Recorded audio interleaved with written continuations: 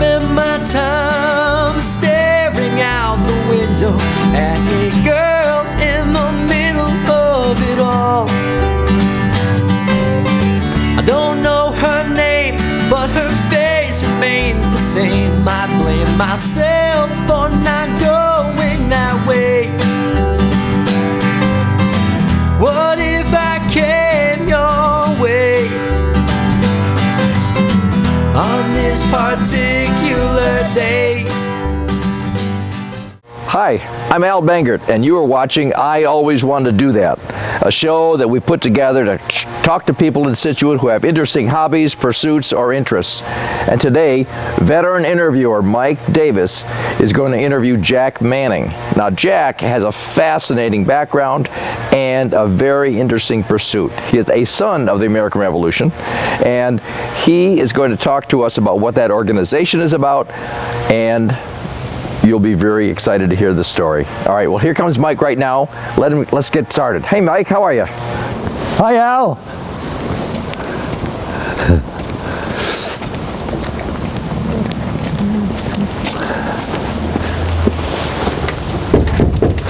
Hello. Hi, I'm Mike Davis from Scituate Community Television. Hi, I'm Jack Manning. Jack, nice to meet you. Goodness gracious. Did I step into another century? 225 years ago, yeah. Oh, wow, wow. Well, thank you so much for allowing us in your home today. Sure. So I understand that you actually are a descendant of... A participant in the American Revolution. Actually, I'm a descendant of 8 of them. Okay. Descendant of 8 of them? 8 patriots, yes. 8 patriots. And you're involved in reenactments? Yeah, what we do is we do a little, not as much the reenactment anymore that we used to do, the sleeping over and stuff like that, because of age and stuff. But and there seems to be few of them around here. But we do like Concord in April, and we do Bunker Hill in June, and then we just returned from Point Pleasant in West Virginia, which some people say was the first battle of the American Revolution, but those of us from Massachusetts have a different take on that. We've been to Laredo, Texas to march in the George Washington Day Parade, which is the longest running George Washington Parade in the country, and that's in Laredo, Texas. We've gone to, we were just in Indiana. We were in Kentucky last summer. So we do kind of travel. We're headed for Georgia in January. We were in Greenville, South Carolina 2 years ago for some of the reenactments down there. And just out of curiosity, you travel as a group? Is it how large a group? Well, it's the society is made up of 35,000 men. Okay. And what we do is we have 2 national meetings in Louisville, Kentucky per year, and then we have what we call a Congress every summer. And this year, it's going to be in Boston in July. So those that attend will be coming to Boston, which should be a big one because of the revolutionary ties.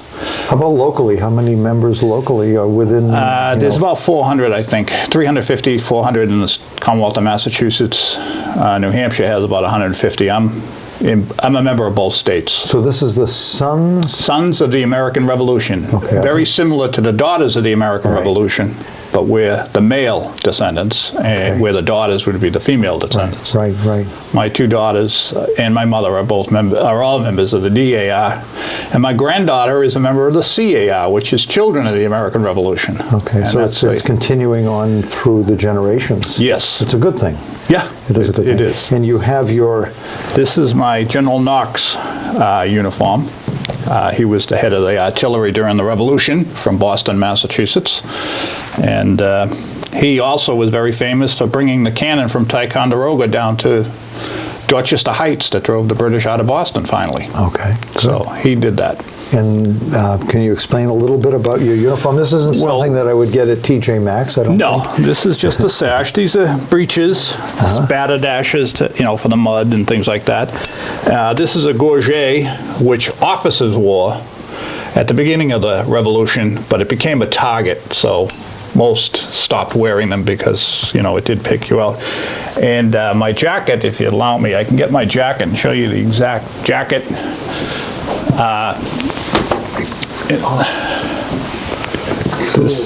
This is the jacket an officer would wear in the General Knox artillery, along with this hat with the gold braid on the top.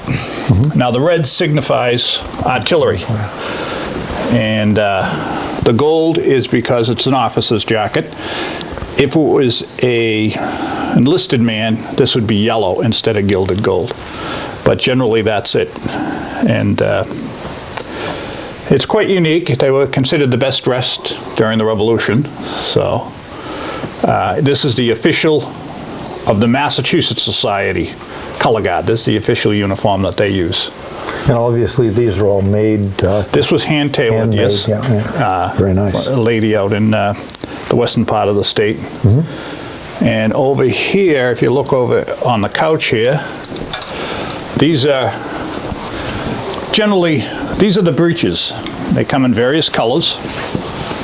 And this is what you wear, the drop front, similar to this.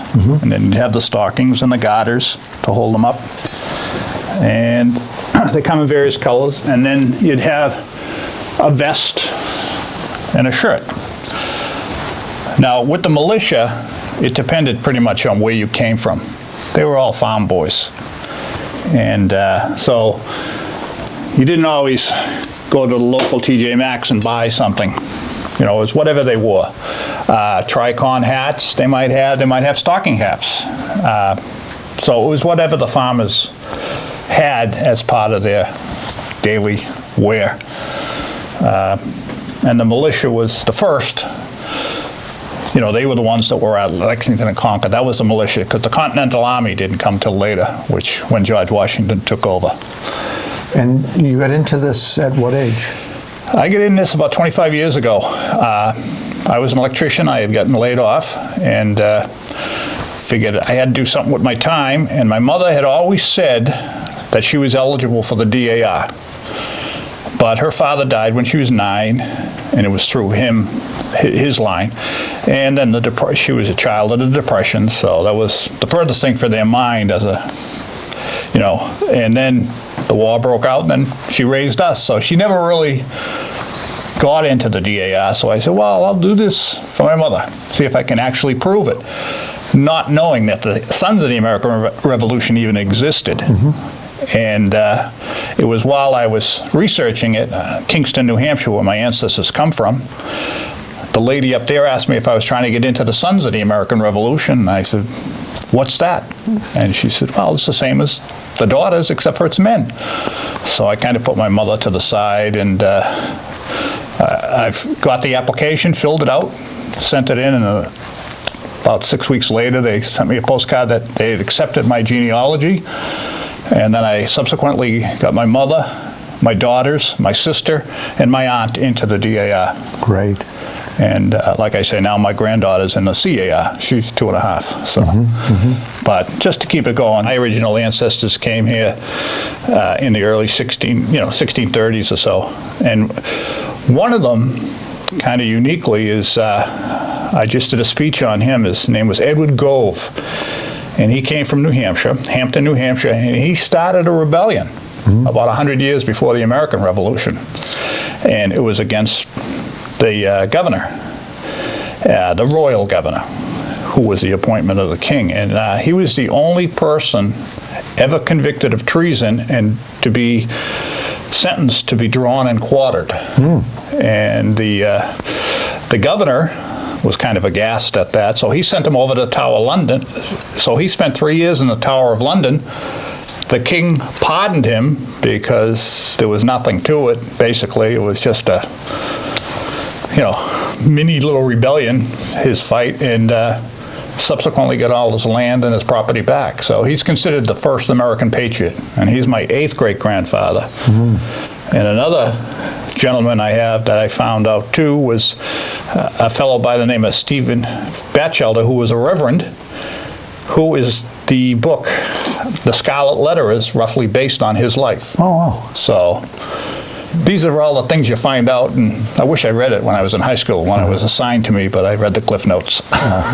Well, I think if somebody were watching this particular segment and it sparked an interest in the fact that they may be connected in some way, what would they need to do? Basically, they could contact me, or they can go on our national website, www.sar.org. And Sons of the American Revolution.org, or and, SAR. I'm sorry. Right, SAR.org. And they can just apply through there, depending on what state they want to join. You can join any state in the union. You can join them all if you have the money, if you want to. But you can start right there. And basically, for the men, if your mother, your aunt, or any female relative was in the DAR, and they're new within the last 20, 25 years, a lot of them can use the DAR application, so it cuts down on a lot of work. But what you have to show through paperwork is the bloodline from yourself to the Patriot ancestor, and then you have to prove the Patriot's actual service. So that's the two things. And if you're from Massachusetts or New England in general, it's not too bad because we got some great records in the archives. And the Massachusetts Archives is behind UMass Boston. And you can go in there. They're open Monday through Fridays and one Saturday a month, I think. And that's where I did all my research and then went up to New Hampshire where they all came from. So it involved a fair amount of work on your part. Yeah. And because of your interest in providing the information so that you could become a member, you went forward with it and have been doing this ever since. And we do have helpers. So if you had an interest and you didn't know what you were doing, you were assigned someone that's a member. And they do help you with the research. You can get a lot of it on Ancestry.com if you're lucky. I mean, I've done it for, I think I've got in 130 members over the years where I helped them with their applications. So you were their mentor and helped them along. Good. Most of them Massachusetts and New Hampshire. And one of the misnomers is I did get a request from a fellow in California to join the Massachusetts Society because his ancestor came from Massachusetts. And I said, well, that's kind of a long way to come for meetings. You can join the California Society. But he said, but my ancestor served in Massachusetts. I said, doesn't really matter. It's where you live, where you can go to the meetings, because we encourage everybody to come to the meetings. We have a lot of reenactments. We have guest speakers that talk about books they've written. Actually, I'm going to, this is the latest book I purchased this week. It's called The Court Martial of Paul Revere by Michael Greenberg, and I'm going to a dinner where he's going to be the guest lecturer. So, and you know, it's just brings up your history in America. And our whole thing is education of the youth in the founding of the American country. And you know, it's just awesome. We go around the country. We meet we call them our summer friends because we meet them every summer, and they're from different parts of the country. And you know, we travel to different parts of the country. When I say we, I'm talking Sheila and I. And like I say, this year it'll be Boston. Next year it's Tennessee. Last year it was in Kentucky. The year before it was in South Carolina. You know, I do get some strange looks, but I'm kind of used to it. But no, even when we travel the country, you know, we do a parade or something like that. We might stop at a grill or someplace for lunch, and we all come in our uniforms, and people just look at you like you're from another planet. We do the one I really like is the Lincoln Days in Hingham. And I remember one year when we went there were 6 of us all dressed up in the same uniform, and we walked in to have lunch, and one of the, and the whole place was like E.F. Hutton walked in. The whole place just stopped talking and turned around at these 6 guys walking in the door. So it does raise eyebrows. But, and I notice you have some reading material if somebody were interested. There are a number of books available, obviously. Amazon.com is you have great. A musket here too. Yes. This is a replica of the Brown Bess, fireable. We do, at some point, when we do Bunker Hill and Concord and stuff like that, we are allowed to fire without the musket ball, naturally. But it's just, and when you go on a national park, they supply the powder. We cannot bring it onto the park, so they supply it. And they issue it. Like one year we went, they issued 3 charges. Then the rain came down, so we couldn't fire because you don't fire in rainy weather. They came back and collected it all to make sure we didn't leave the park with it. But and when you do Battle Road out in Concord and Lexington, everything you wear has to be authentic material. It cannot be modern day replicas other than the muskets. I see also you have a sword. Is this an officer's? That would be what an officer would have with his uniform. And he'd also have what is called a haversack that you wore on your side. Yeah, it's a lot of fun. And Sheila sometimes dresses up in colonial. Oh, good. So we do have a lot of fun. Well, I thank you so much for sharing that very interesting story and keeping the history alive, essentially. Basically, that's what we do. Please continue to do that for us. We shall. Okay, thanks so much. You're welcome. Take care. Well, you got a chance to meet Major General Knox today. Major General Knox is a fascinating character from history, and Jack Manning obviously has done a lot of work researching him, his ancestors, his wife's ancestors, and it was a great way that he worked on behalf of his mother to find an interest for himself that is so very compelling. So he's a descendant not of 1, but of 8 sons of the American Revolution. So Jack Manning was a fascinating story. We have more fascinating stories on I Always Want to Do That. Mike will be visiting other people in our town to talk about their interests and pursuits. If you have an idea that you'd like to have us check out, give us an email. Write us at sctv@scituatema.gov. That's sctv@scituatema.gov, and we will get right on it. So, I'm Al Bangert. We'll see you next time.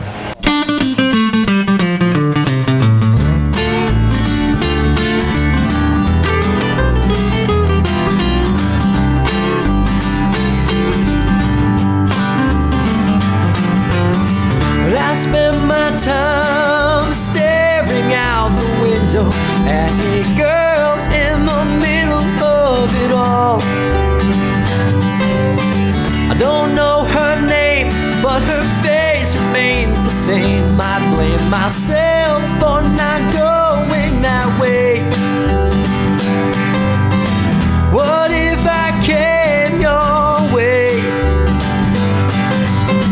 on this particular day? Well, I want to know you. Will you let me know you? Let me take this chance to say, let's go, let's go, let's go right now. Well, it don't matter where or how. Things like this, they just can't wait. Let's go, let's go, let's go right now. I feel like need like getting around. Things like this, they just can't wait.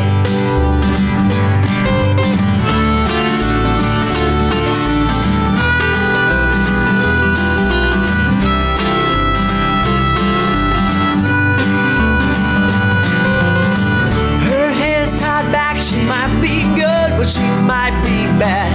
Well, she might just be that girl I never had. Let's take a shot, 'cause it's